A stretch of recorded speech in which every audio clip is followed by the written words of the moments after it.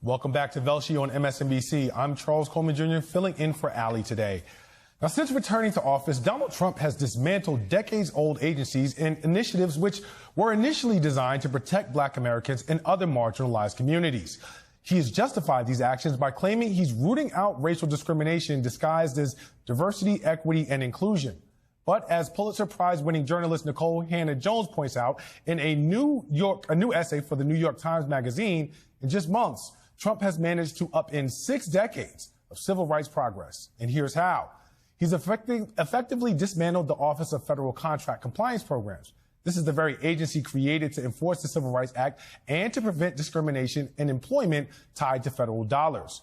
He's also gutted the funding and staff needed to investigate and fight housing discrimination. He shuttered the Office of Environmental Justice and External Civil Rights, which addressed the fact that Black communities are disproportionately exposed to toxic pollutants, pesticides, and waste. He's also closed the Department of Veteran Affairs Equity Office. Now, that office was dedicated to addressing the racial disparities in how disabled veterans receive compensation. He shut down regional civil rights offices that were key to fighting discrimination in schools and to enforcing desegregation. And he's even forced schools to eliminate initiatives that diversify teacher pipelines and support Black students to help close the achievement gap. And that's just some of what he's done as part of an sweeping effort to dismantle every program, every office, law, or mandate designed to protect the civil rights of Black Americans and other marginalized communities. These are protections that are still very much so desperately needed as the data continues to show that Black Americans suffer disproportionate discrimination across every sector of American life. Perhaps most disturbingly, he's now using the Civil Rights Division of the Justice Department to enforce executive orders dismantling diversity programs. Nikole Hannah-Jones put it plainly, quote, by deploying the Civil Rights Act against the very people it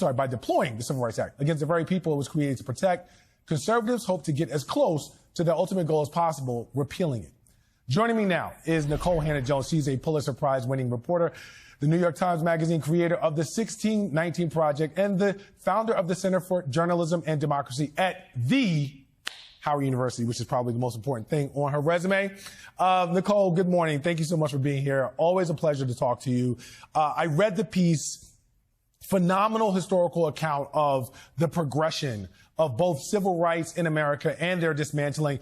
One of the central themes that I think is really important that you talk about, I'd love to expand on, is the notion that regardless of what's codified, if you don't have these agencies and institutions that are intended to enforce the laws that are on the books, it leaves our rights as Black people subject to erasure.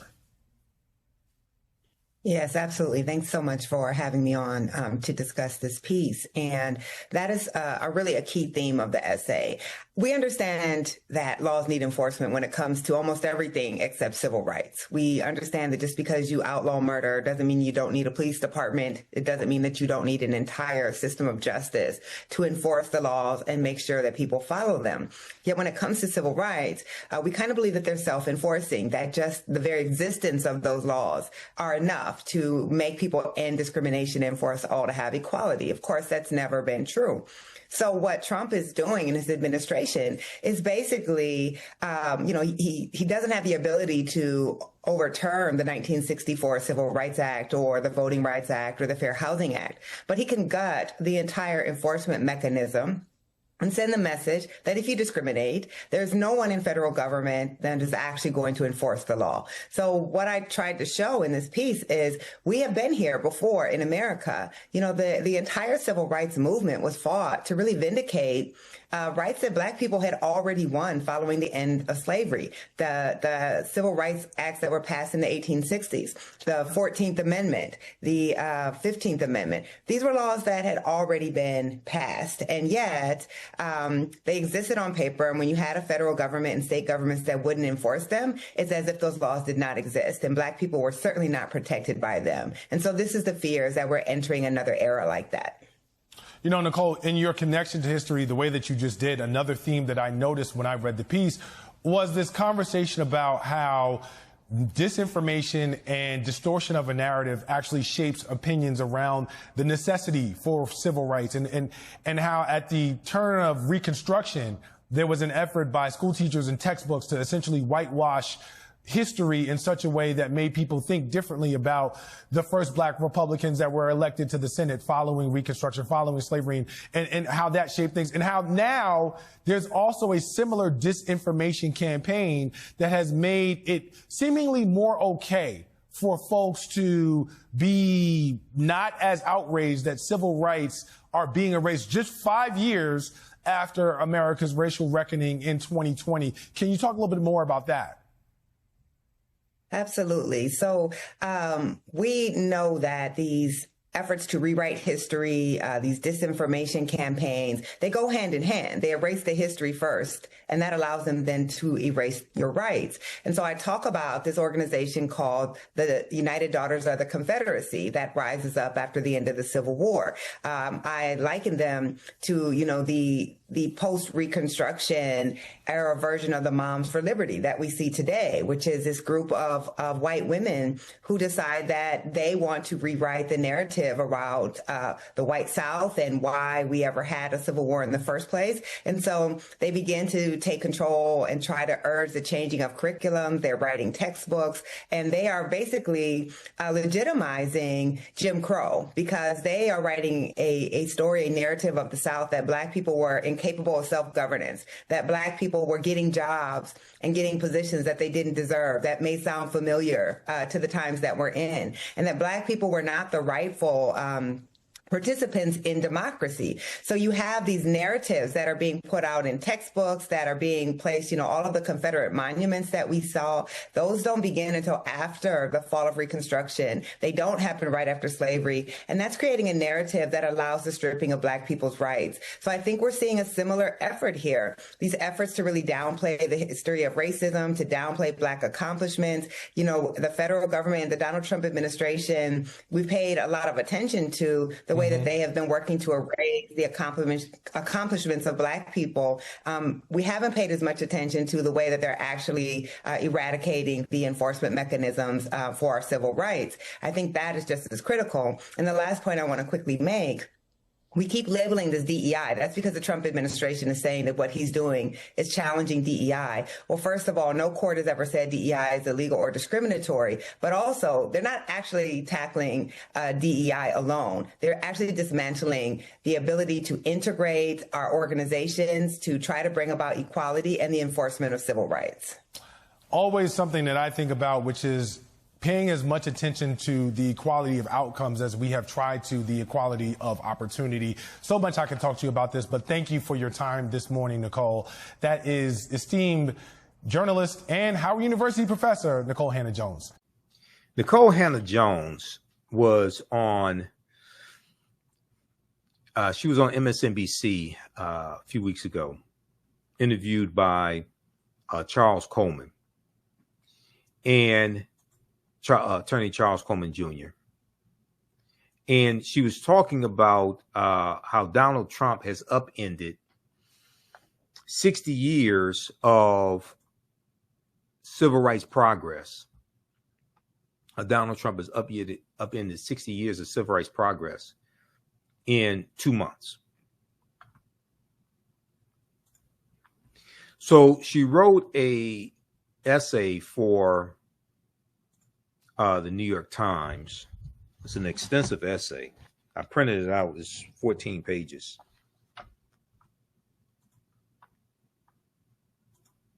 And I'm going to go to that. How Trump upended 60 years of civil rights in 2 months.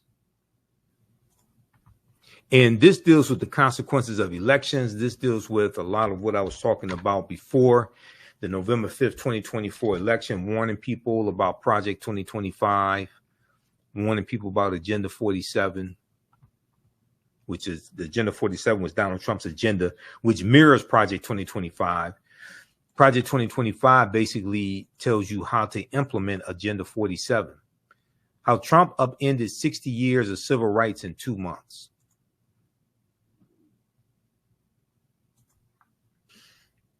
An assault on federal protections may bring about a new era of unchecked discrimination. This is by Nikole Hannah-Jones.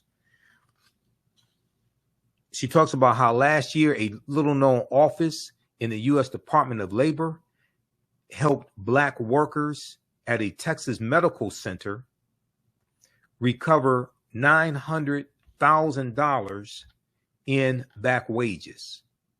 Recover $900,000 in back wages. And Black workers at a Caterpillar plant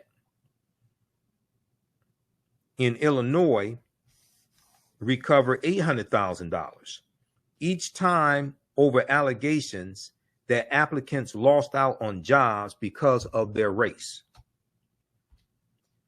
It was called the Office of Federal Contract Compliance Programs. This division investigates and fights employment discrimination for 1/5 of the U.S. labor force. It was created in 1965 when President Lyndon Johnson signed an executive order strengthening the provision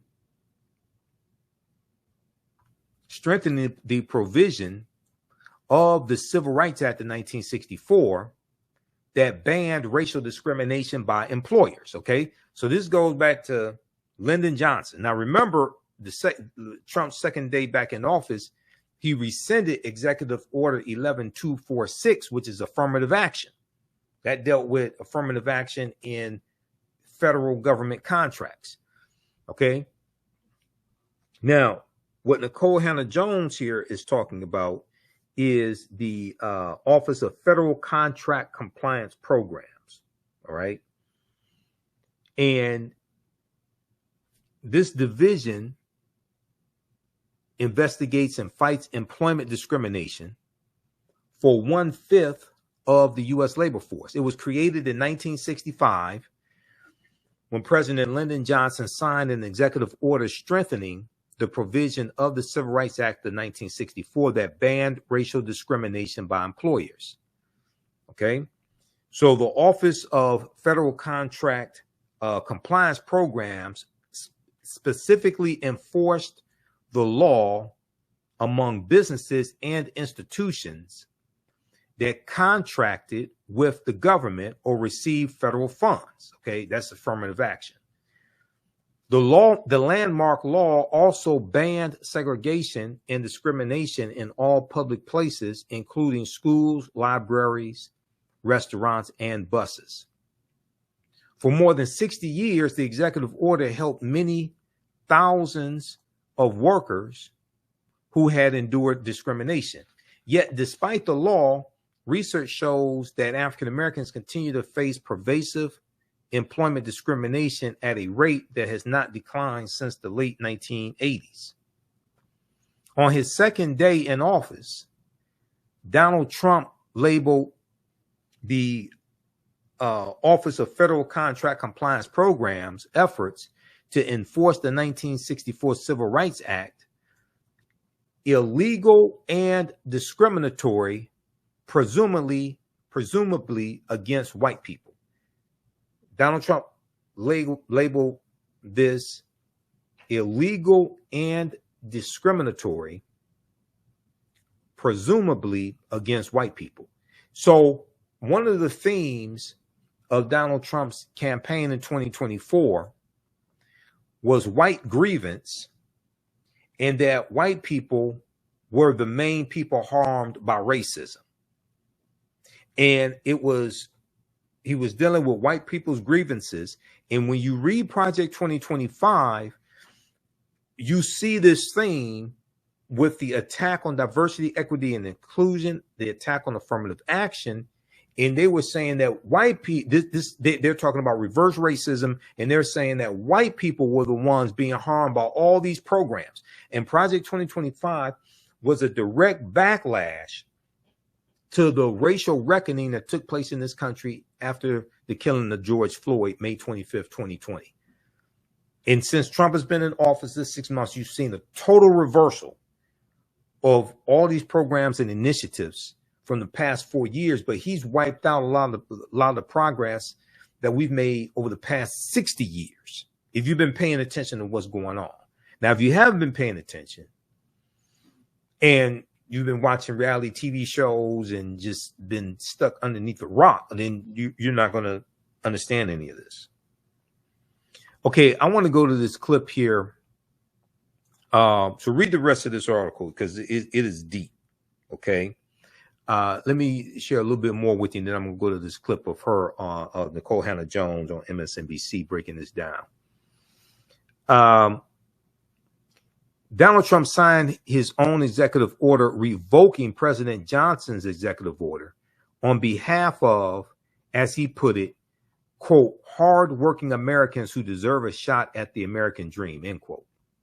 Now, this is the day after, remember when Donald Trump was inaugurated, he said that they were going to fulfill Dr. King's dream, have a colorblind society. He had this brain damaged Negro preacher from Detroit to recite Dr. King's I Have a Dream speech, and none of those people actually understand the speech, because the speech was about dismantling white supremacy and racism.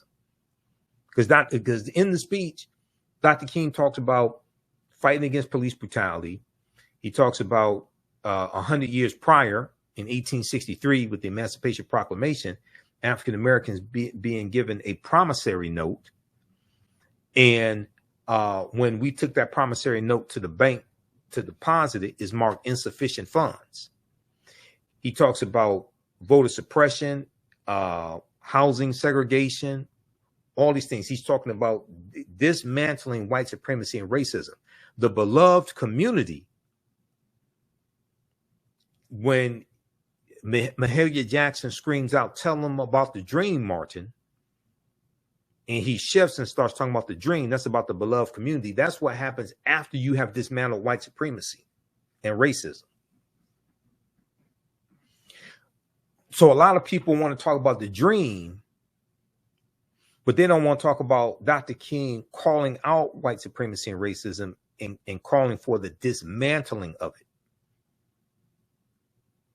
See, a lot of people want to pimp Dr. King and think if we just talk about everybody getting along and everybody loving each other and black and white children holding hands, somehow you have achieved the beloved community. No, you haven't dismantled white supremacy and racism yet.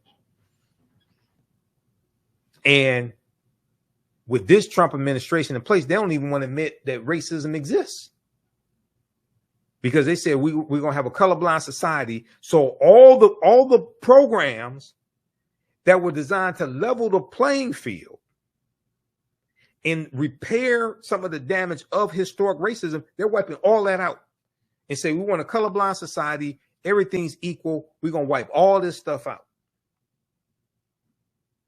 This is what they've been doing the past 6 months.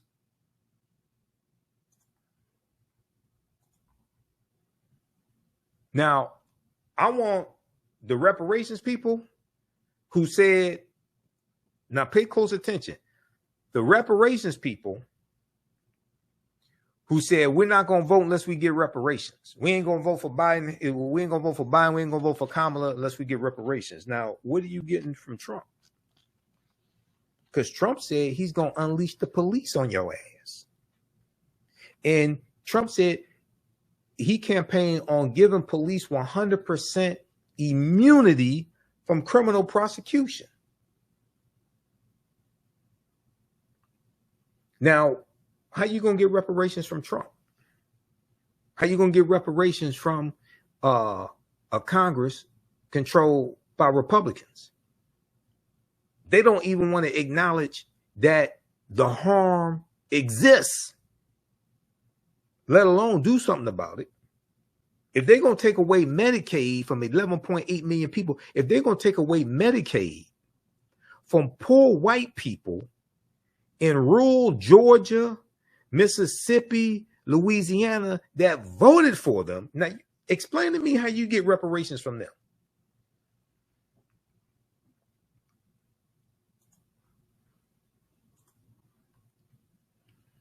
Within the week, Trump's acting Secretary of Labor ordered the Office of Federal Contract Compliance Programs to, quote, immediately cease and desist all investigative and enforcement activity, end quote, and close all open cases. A few weeks later, the OFCCP's acting director proposed slashing its staff by 90%. Now, the attack from Doge on cutting the federal government, gutting the federal government of employees, 2.3 million federal employees, gutting it, 19% of the federal employees are African American. So when you talk about gutting the federal workforce, you're talking about defunding Black America. You're talking about negatively impacting us financially and our health care through our jobs. We're paying for homes, paying for mortgages. We're paying for children in college. It was Trump's 6-3 conservative Supreme Court that struck down Joe Biden's executive order on student loan forgiveness. And African Americans disproportionately carry student loan debt. That would have greatly helped many of us.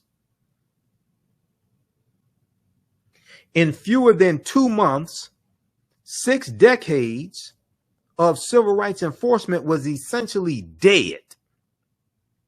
In fewer than 2 months, 6 decades of civil rights enforcement was essentially dead. Trump has justified these actions by claiming he is rooting out racial discrimination disguised as, quote, wait for it, diversity, equity, and inclusion. What they are doing, this is laid out in Project 2025. What they are doing is using what they call diversity, equity, inclusion in any programs that were remotely beneficial for African Americans. They're saying that we're rooting out discrimination and racism by wiping out these programs that were helping African Americans. And they're calling that DEI, and DEI is wrong. And we want a merit-based society. We want a meritocracy. So we're going to fulfill Dr. King's dreams. We're going to wipe out all these goddamn programs that were remotely helping Black people. And most of Black MAGA is silent while all this is being done.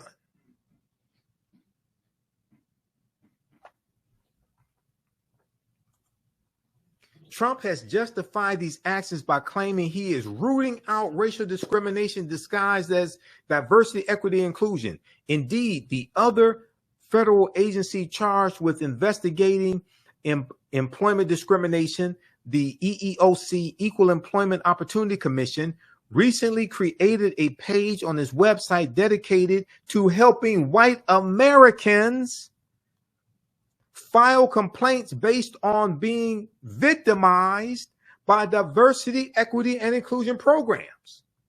Now, all this was laid out in Project 2025. Now, I was talking about Project 2020. I've been talking about Project 2025 since 2023 because it came out April 2023 from the Heritage Foundation. They put out a 922-page playbook telling you what they were going to do. And people, many of our people still just walking around clueless, dumbfounded. Like, you notice everybody has a smartphone and many of them are dumber than ever. Everybody has a smartphone. There's a Google machine on your smartphone. You know, the smartphone is probably the most powerful invention in the last 40 years. Yeah, the laptop computer going from mainframes to desktops to laptops, but you have all this access to knowledge in the palm of your hand. Not only that, did you know that for instance, with Google Chrome and with Microsoft Edge, did you know they have a feature in the browser where they will read the article to you? Now, New York Times and Washington Post, they have that feature if you subscribe to them, because I have digital subscriptions to all of them. I have digital subscriptions to New York Times, Washington Post, right? So sometimes when I'm at work, I'm listening to articles because they have the feature, you press the button and it reads the article to you. But if you look here, okay, so this is, all right, so I just pulled up an article right here, okay. Montgomery Civil Rights Era newspaper honored with historical marker. This is from WSFA Channel 12. Okay, so up here, like Google Chrome, you got the 3 vertical dots up here, upper right-hand corner. You click on that, okay, and then this menu drops down, right? And then you look at that option right there. Listen to the page. Listen to this page. You click on listen to this page, and published by WSFA. Montgomery, Allah. WSFA, a Montgomery-based civil rights era newspaper, has received a historical marker honoring its coverage of historical events. It will read the article to you. Ellen Lake wrote for Harvard And then University's newspaper while pursuing her education. You can put it in hibernation When mode. Lake noticed that there was It'll read the article to you. and a lack of coverage of civil rights issues in mainstream This is media. Google Chrome. So we got all of this access to knowledge, and people just walking around dumbfounded. I don't understand. I'm sorry. I don't understand it. Not only that, they're paying a cell phone bill each month and just walking around just a head full of mush. This seems like a fragment. It makes no sense to me. I don't understand things like that. You know, I admit I consume more news. I do more reading on a daily basis than the average person. I monitor about 35 different news sources on a daily basis. I do understand it, but damn, it's like, come on. All right, so but to see what Trump is doing as simply eliminating so-called DEI is to misunderstand the scale and the consequences. What's at stake is not only corporate diversity trainings, equity offices, and the use of pronouns and email signatures. Many diversity, equity, and inclusion programs were put in place to help ensure compliance with civil rights laws and to foster integration in a society that for most of its history explicitly discriminated against Black Americans, African Americans. No court has deemed these programs illegal. See, this is what is so insidious. And Donald Trump is a dictator. He's a thug, rotten to the core, no morals. Okay. Dictator, hung out with a pedophile, Jeffrey Epstein. I don't know how many pedophiles he hung out with, but he hung out with at least one. Jeffrey Epstein, well, Ghislaine Maxwell too. So that makes 2. Okay.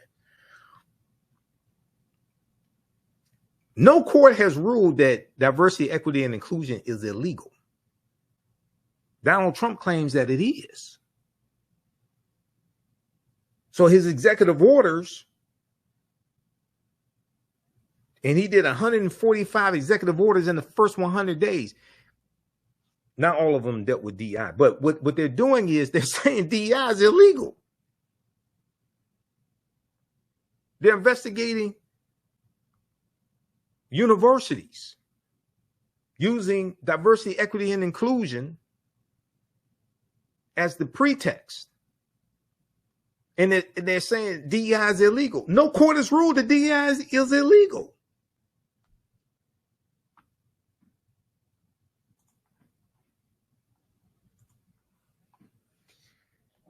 No court has deemed these programs illegal. Yet in the opening months of his second term, Trump has capitalized on the unpopularity of equality efforts among some Americans, glibly wielding the language of DEI to initiate the broadest and most significant assault on civil rights and racial integration in the country in more than a century.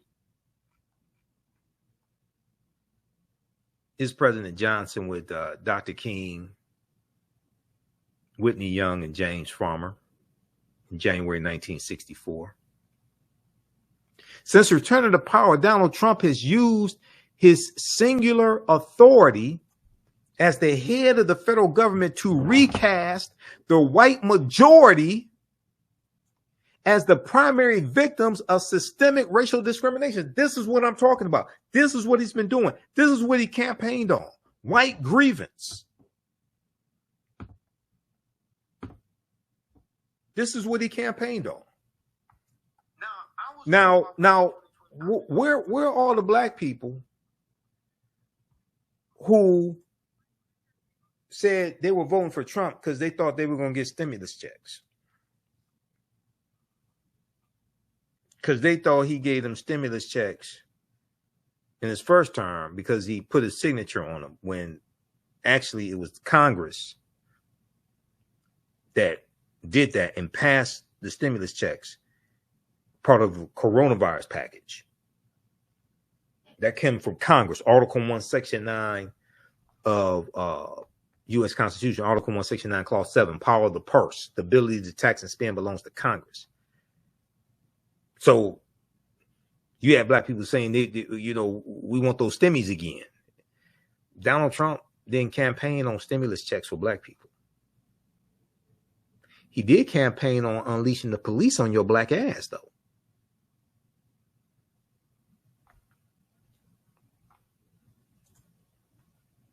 Everybody has a smartphone and we're dumber than ever.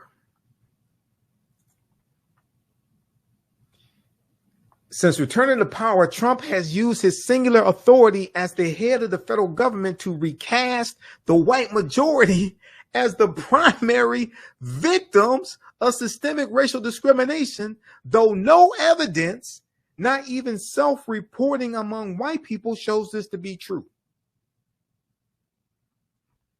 Okay, read the rest of this here, because this is, like I said, this is a long essay, man. This is deep, okay? This is deep what's taking place. And this is what we were warning people about. So we have to continue to fight this, continue to educate ourselves. We have to leverage our economics to enforce our political agenda as well.